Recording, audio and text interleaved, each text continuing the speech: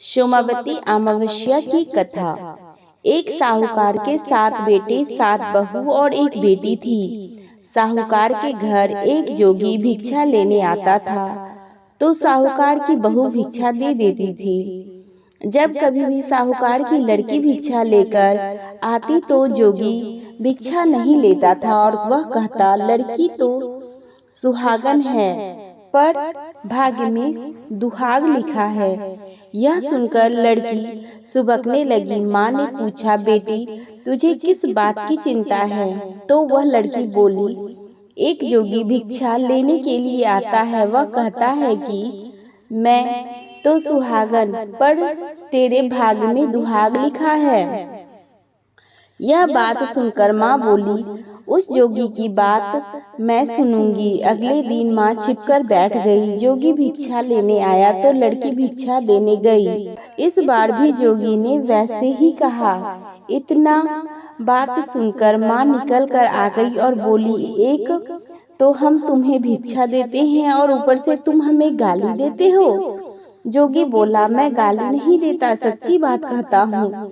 इसके भाग्य में ऐसा ही लिखा है। तब माँ बोली, अगर तुम्हें इतना ही मालूम है तो इससे बचने का उपाय भी मालूम होगा। जोगी बोला, 7 समुंदर पार एक सोना धोबन रहती है, जिसने सोमवती अमावस्या कर रखी है। अगर वह इसे आकर फल दे दे तो इसका दुहाग टल सकता है, नहीं तो विवाह के समय सर्प काटने से इसकी मृत्यु हो जाएगी। यह बात सुनकर लड़की की माँ बहुत रोने लगी।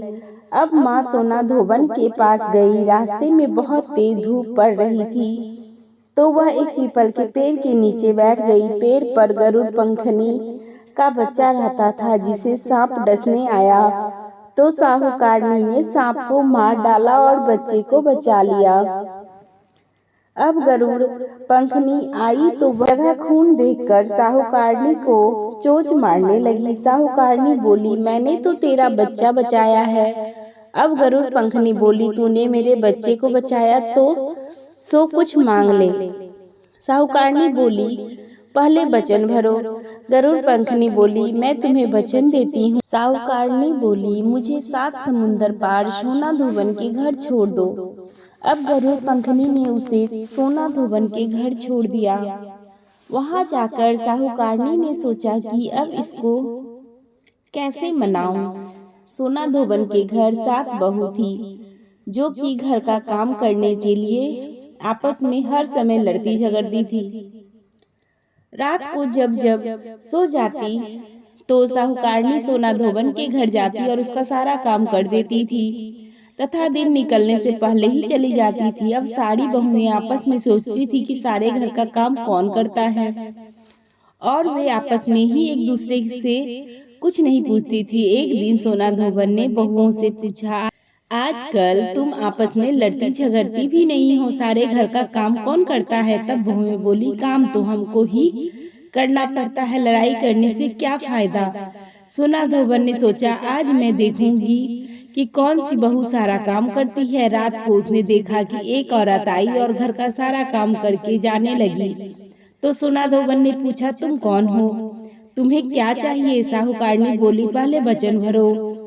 तब सोना धोबन उसे वचन देती है। अब साहूकारनी बोली, मेरी बेटी के भाग्य में दुहाग लिखा है, सो तुम चलकर सुहाग दे दो, क्योंकि तुमने सोमवती अमावस्या कर रखी है। सोना धोबन अपने बहू बेटियों से बोली, मैं तो इसके साथ जा रही हूँ। मेरे बाद तुम्हारे पिताजी मर जाएं तो उन्हें तेल के कूपे में डालकर रख देना।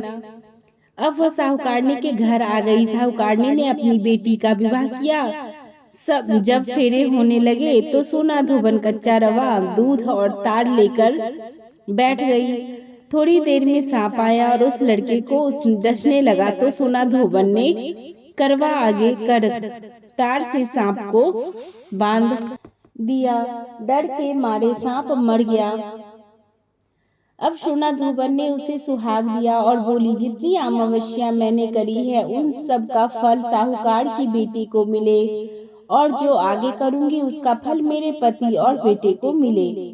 हर कोई सोमवती की जय जय बोलने लगे। सोना धोबन जाने लगी तो साहूकारनी बोली, कुछ मांग लो, तुम्हें मेरे जमाई को जीवन दान दिया है। वह बोली, मुझे कुछ नहीं चाहिए। यह कहकर वह चली गई। अब उसे रास्ते में फिर सोमवती अमावस्या आ गई। उसने पीपल के पेड़ के नीचे बैठकर कहानी कही, व्रत किया और पीपल के 108 फेरे लगा लिए। पीपल की पूजा करने के बाद वह घर पर गई और तो वहां जाकर उसने देखा कि उसका पति मरा पड़ा है। तो उसने सोमवती अमावस्या रास्ते में की थी, उसका फल अपने पति को दे दिया। इससे उसका पति जिंदा हो गया। सब पूछने लगे, तुमने क्या किया जो यह जिंदा हो गया? तब वह बोली, मैंने तो कुछ नहीं किया, रास्ते में सोमवती अमावस्या आई थी सो उसकी पूजा करी है, व्रत किया है, 108 फेरे पीपल के लगाए हैं। सारी नगरी में ढिंढूरा पिटवा दिया गया कि हर कोई सोमवती अमावस्या की पूजा करो, व्रत रखो, 108 फेरे पीपल के लगाओ। हे सोमवती अमावस्या, जैसा साहूकार की बेटी को सुहाग दिया वैसा ही सबको देना। इसी मनोकामना के साथ बोलिए सोमवती अमावस्या की जय।